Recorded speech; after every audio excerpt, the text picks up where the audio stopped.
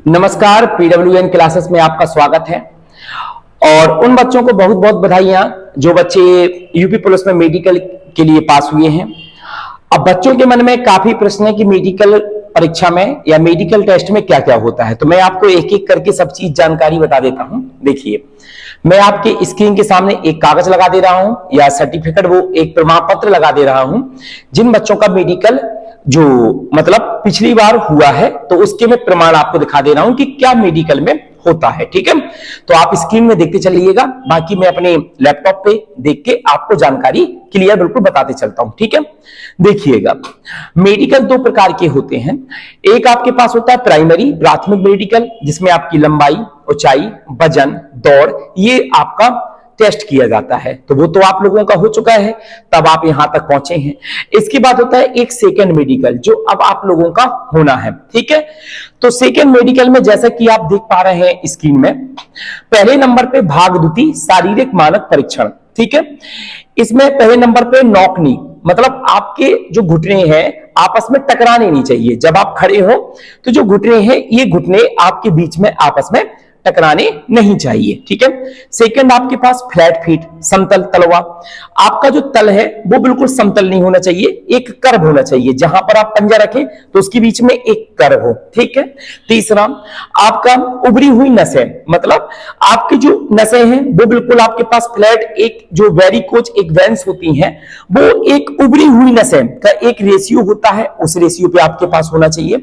Next है आपके पास अन्य कोई शारीरिक डिफेक्ट, मतलब और कोई अन्य डिफेक्ट नहीं होना चाहिए शारीरिक में। जैसे और भी तमाम चीजें डिफेक्ट होते हैं, चलते टाइम पे थोड़ा लंगड़ाना या किसी प्रकार की चलने में अपाहिजता महसूस करना, ये सब नहीं होना चाहिए। ये टेस्ट होता है आपका पैर का। ठीक है, फिर दूसरे नंबर पे आता है श्रवण टेस्ट, परीक्षण टेस्ट, मतलब सुनने में आपकी क्या है। ठीक है, तो पहला रिनीज टेस्ट और वेवर्स टेस्ट और वर्टिगो टेस्ट, ये मैं बता देता हूं क्या है। ये आपके कान में ना तो कोई मशीन डाली जाएगी, ना कोई चेकअप किया जाएगा कि आप सोचें कि अब कोई मशीन से हमारा कान को चेक करेंगे, पर्दा में कहीं छिद्र तो नहीं है या हमारे कान में कोई पस तो नहीं बन रहा है, ऐसा कुछ नहीं है। आपके कान के आसपास स्प्रिंग, जो स्प्रिंग होती है, उसको वाइब्रेट किया जाएगा और ये आपसे एहसास कराया जाएगा कि आप 3D आवाज को सुन सकते हैं कि नहीं। जैसे ये है तो ये आपका स्प्रिंग इस तरफ, तुरंत इस तरफ, तो आपसे पूछ जाएगा कि आवाज अभी लेफ्ट साइड हो रही है या राइट साइड, तो आपको तुरंत बताना है लेफ्ट साइड है। अगर राइट साइड आवाज है तो राइट साइड है। जब मिड में आ जाए आवाज तो बोला जाएगा कि हम मिड में, आवाज बीच से आ रही है। समझ गए? तो आवाज के एंगल को पहचानना, किस कौन से या किस तरफ से आ रहा है, ये सब टेस्ट हो जाते हैं, श्रवण टेस्ट हो जाते हैं। तीसरे टेस्ट होता है कान के अलावा फिर आपके पास आंख का, वेरी वेरी इंपॉर्टेंट आपके पास टेस्ट आंख का। बाकी तो बच्चा पास कर लेता है, फिर आपके पास आता है इसका आंख का टेस्ट। आंख में तीन चीज आपकी देखी जाती है। पहला, आंख का भेंगापन, मतलब आंख आपके पास एक भेंदी टाइप की ना हो कि आपकी बड़ी बड़ी आंखें, ये आपके पास ऐसा जो सही से आप किसी वस्तु को ना देख पा रहे हो। दूसरा, वर्णांधता, कलर ब्लाइंडनेस नहीं होना चाहिए कि आप लाल को हरा बताएं, हरा को लाल बताएं।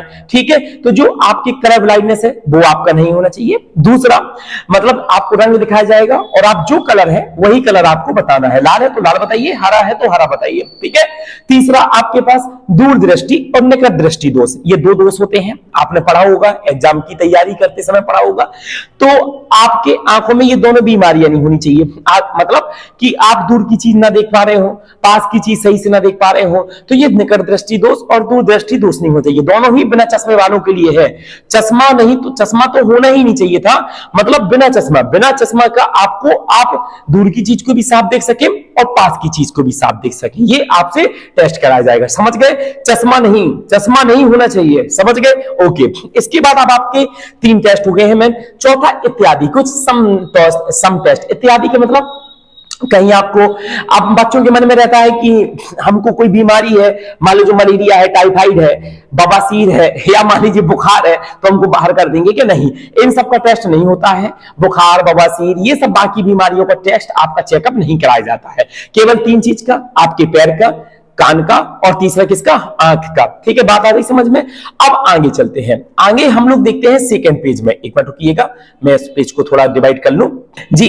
अब अगला हमको आता है कि भाई मेडिकल में सर्टिफिकेट लेकर क्या जाए। मेडिकल में सर्टिफिकेट लेकर क्या जाए, तो आपको दो चीज लेकर जाना है। एक आपको अपना शपथ प्रमाण पत्र मेडिकल का। अब शपथ प्रमाण पत्र क्या होता है मैं आपके सामने प्रदर्शित कर दे रहा हूं, देखिएगा सामने स्क्रीन में आपका प्रदर्शित हो गया होगा। ठीक है, देखो आपको एक सर्टिफिकेट बनवा लेना है अपने तहसील में जाकर, और उसमें ये घोषणा करानी है कि मैं किसी आपराधिक संलग्न में नहीं रहा हूं, मेरी पर कोई केस दर्ज नहीं है, मेरी पर कोई एफआईआर नहीं हुआ है, मेरी पर कोई आपराधिक चालान नहीं काटा गया है। तमाम प्रकार की कुछ शर्तें होती हैं, उनको आपको लिखा लेना है। ठीक है, मैं इसको अच्छे से आप इसको प्रदर्शित कर दे रहा हूं, इसको आप पढ़ लीजिए।